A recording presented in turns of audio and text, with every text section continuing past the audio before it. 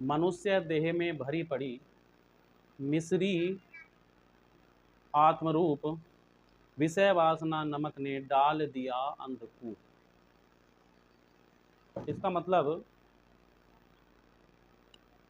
एक छोटा सा दृष्टांत है। दो चींटियां थीं, एक नमक के ढेर पर रहती थी और एक मिश्री के ढेर पर रहती थी। नमक के ढेर पर रहने वाली नमक खाती थी, मिश्री के ढेर पर रहने वाली मिश्री खाती थी। एक दिन अचानक दोनों की आपस में भेंट हो गई। हालचाल पूछा, राम श्याम हुई, दोनों में आपस में बातें हुई। दोनों ने अपने अपने स्थिति को बड़ा ही सुंदर बताया कि मैं नमक पर रहती हूँ। अब जैसे मिश्री की बात नमक वाली ने सुनी, उसके मन में विचार आया कि मैं भी एक बार मिश्री चखना चाहती हूँ, क्योंकि मिश्री तो मधुर होती है, नमक थोड़ा कटीला होता है। अब मिश्री वाली चींटी ने कहा कि बहन, ये कोई बड़ी बात है, अपना ही ढेर समझो, चलो हम तुमको जो है मिश्री के ढेर पर ले चलते हैं। आज मिश्री वाली चींटी नमक वाली चींटी को मिश्री के ढेर के पास ले गई और कहा कि देखो, जितना इच्छा करे उतनी मिश्री खाओ। अब नमक वाली चींटी मिश्री के ढेर पर पहुंची, सारे ढेर को ढूंढा, सारे ढेर पर चढ़ी। अब जहां भी मुंह मारे नमक का स्वाद, जहां मुंह मारे नमक का स्वाद। वापिस आई, आकर के कहने लगी कि बहना, तुम तो मिश्री का ढेर बता रही थी, ये तो सारा नमक का ढेर है।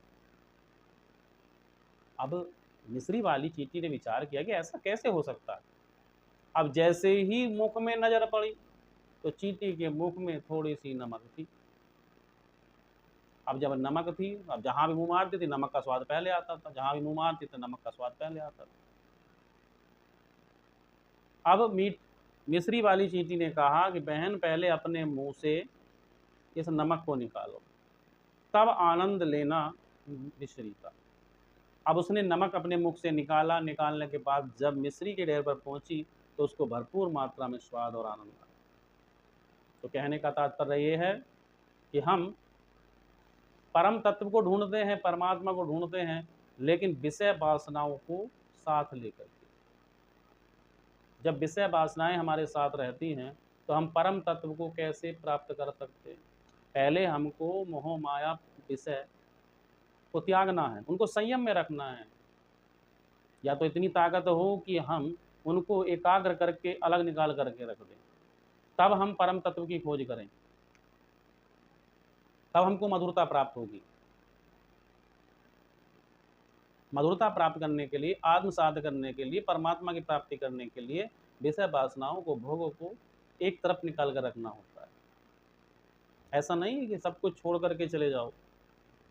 गृहस्थ जीवन व्यतीत करते हुए परमात्मा की प्राप्ति की जा सकती है। तो इसलिए परमात्मा की प्राप्ति करनी है तो एकजुट होकर के विषय वासनाओं को अलग करो और परम तत्व को प्राप्त करने के नियम साधन करो। जय श्री राधे, जय श्री